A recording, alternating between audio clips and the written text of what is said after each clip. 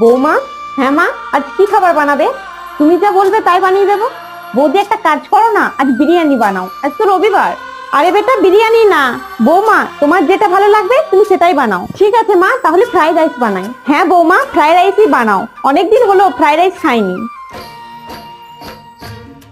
আমি বিরিয়ানি বানাতে বললাম, বানানো হলো না, আর যেই বৌদি একবার ফ্রাইড রাইস বানাতে বললো অমনি মা হ্যাঁ বলে দিল। দাঁড়া, এই বৌদিকে দেখাচ্ছি না। বৌদি, আমি স্নান করব, আমার জন্য তাড়াতাড়ি গরম জল করে দাও। ঠিক আছে ছোট, আমি এক্ষুনি করে দিচ্ছি। এই তো গরম জল, এবার হবে মজা। মা, মা, কি হয়েছে ছোট?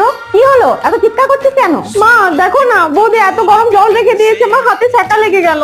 মা, ছোটই তো বললো আমাকে জল গরম করতে, এতে বৌমার কি দোষ? তুই তো গরম জল করতে বলেছিলি, তুই জানিস না এখানে গরম জল আছে? যাও বৌমা, তুমি তোমার কাজ করো। ঠিক আছে মা, এই বৌদিকে তো আমি দেখে নেবো।